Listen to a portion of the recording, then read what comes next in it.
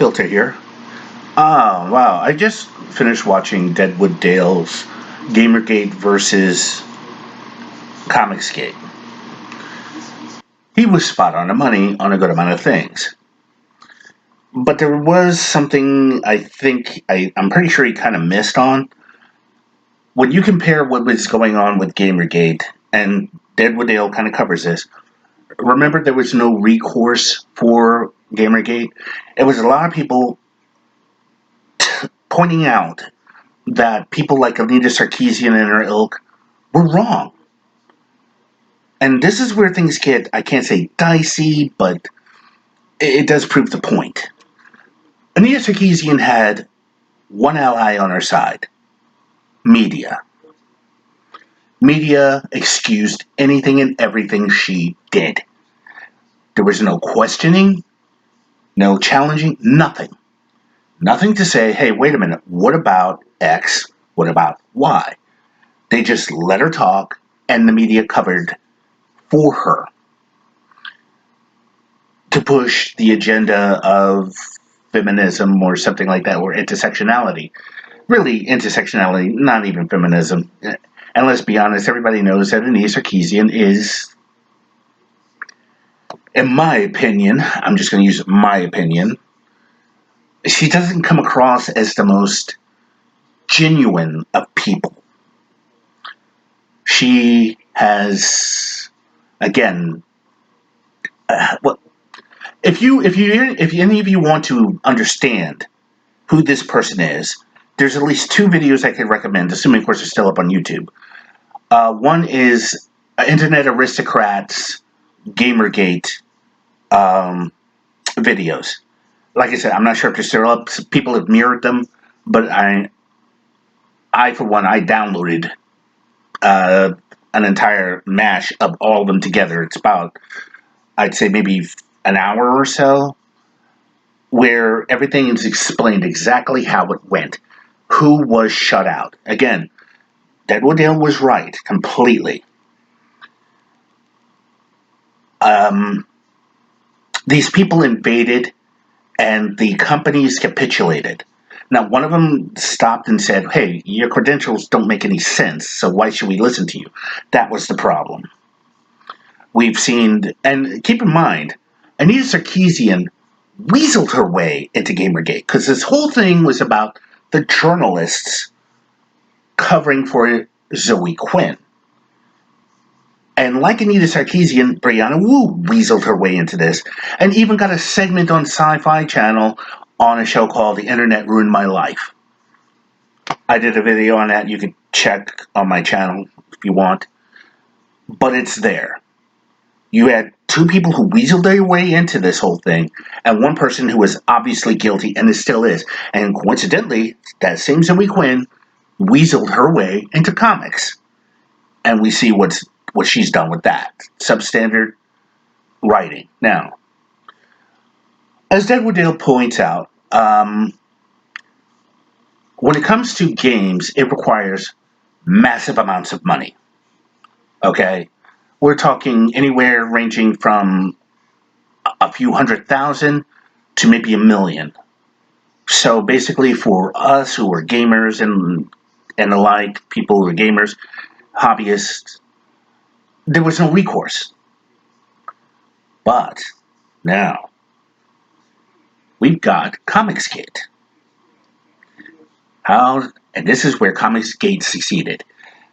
Do you realize, and I want you all to think about this way, a script can be written. If you got your mom's old typewriter or your dad's old typewriter, you got a word processor on your computer, you could type out a story.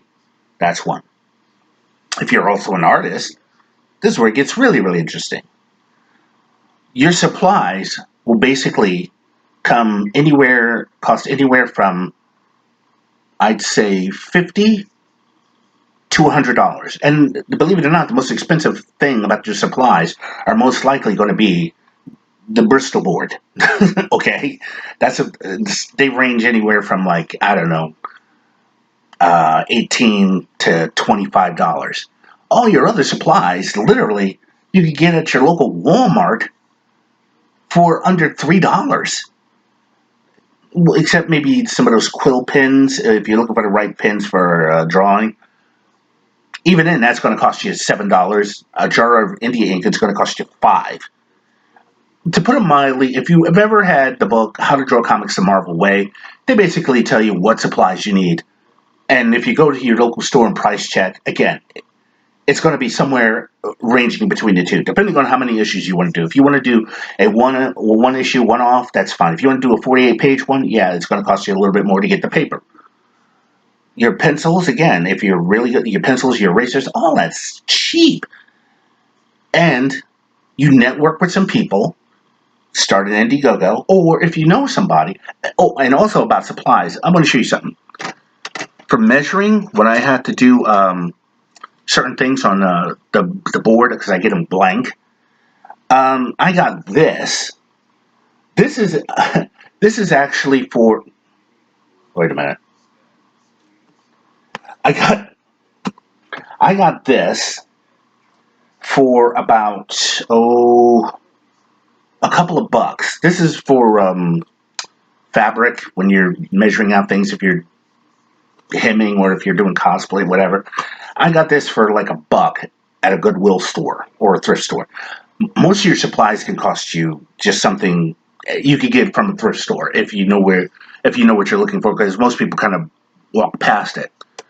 Again, that's just an example of stuff. Yard sales are also great for getting supplies because most people don't understand the value of them. Yeah, like I said, everything is relatively cheap to make your book. Now, again, when you look at what's going on in comics, one of the main problems is that, again, we have a lot of substandard writers. As Deadwood Dale's put it, I'm throwing his name out there, hint, hint, nudge, nudge. Anyways, as I'm putting this out here, you have a lot of substandard writers who are only hired because of the combination of chromosome. That's a bad reason to hire someone. Extremely bad reason to hire someone. You should, in all honesty, just look at it as, I don't know. Merit doesn't matter. Identity does. There, I said it. Nobody cares about us, the reader, those who collect comics. It's gotten so bad that I've literally have almost pretty much given up on comics, and I've been picking up manga. This is how bad it is. But like I said, it's this. They're not hired on merit. They're hired on their identity. Oh, let's hire this trans writer, Max Visaggio. Even when Max Visaggio was a male, as Brian Visaggio couldn't sell a story. He just couldn't. Then he puts out this Vagrant Queen thing, then gets immediately picked up by Sci-Fi. And I can tell you one thing, I couldn't even watch that show. I mean, to put it mildly, I saw the trailer of it, and the cheesy lines just made me go, nope. Hey, American Pickers is on. Oh, but he had Ancient Aliens. I gotta watch that. That's how it's gone. I couldn't watch it. It was unwatchable. Just the trailer alone just tells you give up. And there's the characters that are created in Marvel and DC. The superpowered, non-vulnerable, always succeeding, and nobody ever. There's no self-reflection in the character for what they do. It's just the same garbage. But like I said earlier, we've got Comicsgate.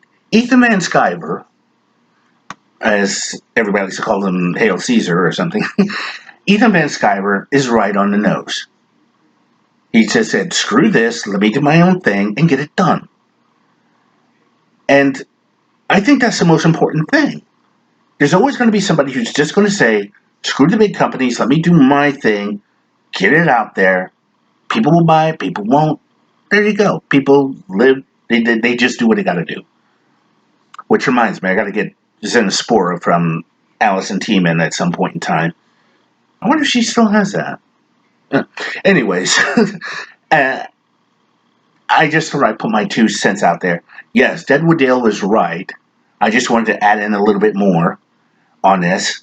And like I said, for you guys who are budding artists, writers, and the like, let's say you're a writer and your friend's an artist. Well, it doesn't take much to collaborate together, does it?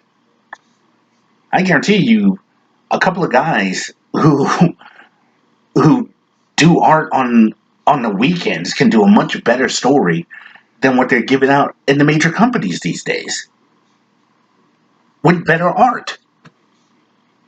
I don't know, maybe right now there's another Trent Kinniug out there, or dare I say, another Rob Liefeld. Someone inspired with the passion to create.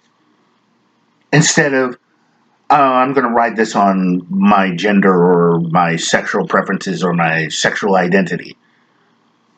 This is the reason why comics like Iceman failed. I've given you my opinion on that in previous videos. Nonetheless, I just thought I'd put in my 2 cents, and I'd like to thank Deadwood Dale for bringing this point up. I've been wanting to do a video about this myself, but I just couldn't really find the time. So, until then, rate this video, like this video, please like this. Let people know what I'm talking about. Hit the bell for notification if you're a subscriber, of course. And leave a comment below. I'd like to interact with as many people as possible on this subject. So until then, or maybe if you want to do a response video, I'd like to hear it too. So, and also you could reach me on Twitter, filter 021. So, until then, I'm Filter. I'm out.